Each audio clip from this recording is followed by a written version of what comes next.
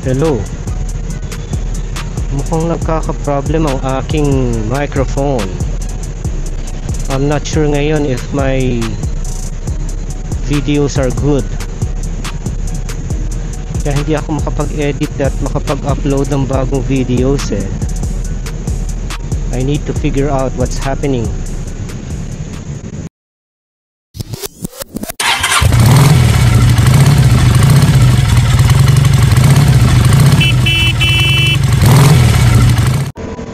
Good morning YouTube! Welcome back to my channel. Update lang regarding NCAP.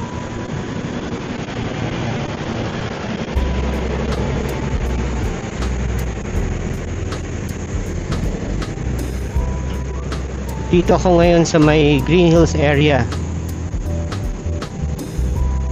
I can see yung bicycle lanes here are shallow lanes. Ibig sabihin, shallow lanes can be shared by bicycles and other motorists. Pero ang pansin ko lang, solid line pa rin siya. Eh di ba pag solid line, you cannot cross solid lines? So isa yun sa mga question ko. Though some will say pwedeng gamitin ng shallow lane, huwag ka lang magbababad doon. Siguro pag when you're overtaking lang. At saka syempre ang priority sa lane na yon are bicycles.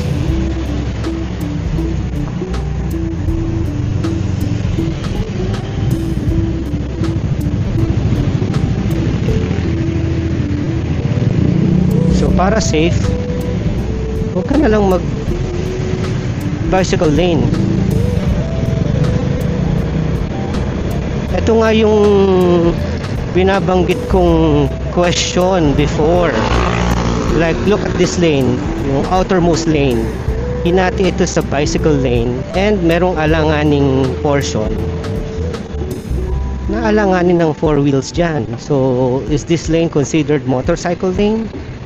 Pero wala namang designated motorcycle lane here. This is Ortigas Extension. By the way,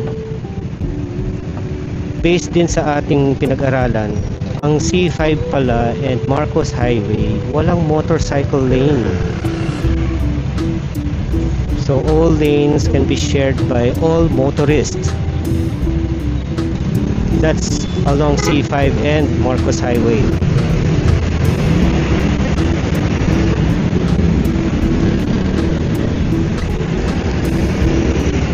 And regarding Marcos Highway pala, ang NCAP lang pala is until the area ng Santa Lucia. It makes sense.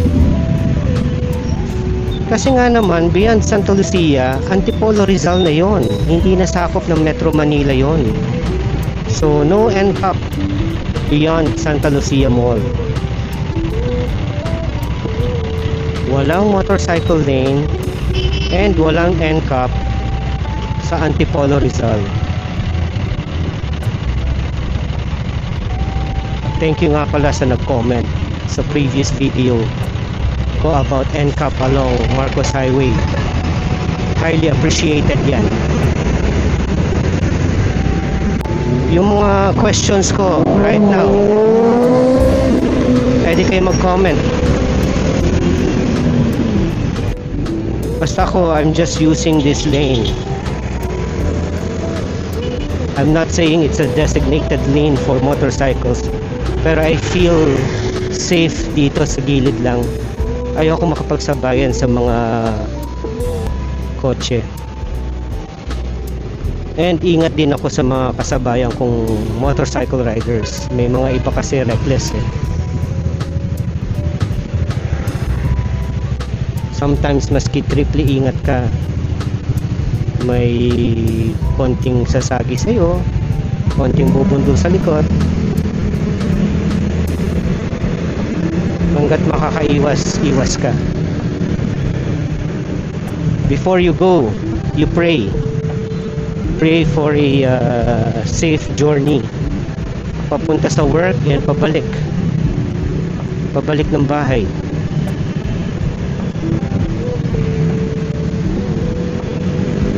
Just follow traffic rules. Ano nga ba yon? Simple lang. Proper use of signal lights. Yan, importante yan. Huwag kang magsuswerve. Don't use the bike lanes. Diba? Pag sa intersection, huwag kang magbababad sa yellow box. And huwag ka rin magbababad sa pedestrian lane. Proper attire sa mga nagmo-motorsiklo. I think enough na yung closed shoes.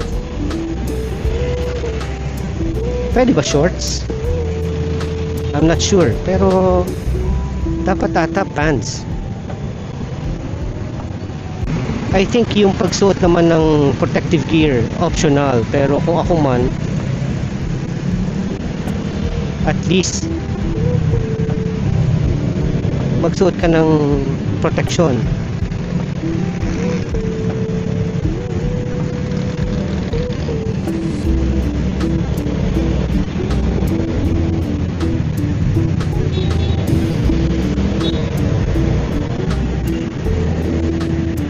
Dito nga pala sa San Juan, I noticed, lalo na sa mga looban na streets, mapapansin mo yung bike lanes nila, may markings na scooters and bicycles can use that lane. So hindi naman siya sakop ng NCAP, but it's nice to know, lalo na't naka-scooter lang ako. Pag tumadaan ako sa Christmas lane, I can use the bike lanes kasi pwede scooter doon. Naka-mark mismo dun sa lane for scooters and bicycles. Kailan ko lang nalaman din yun.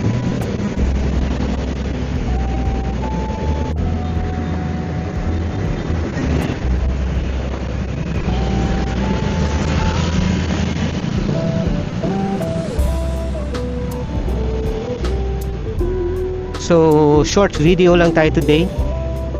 See you in my next video or next case discussion.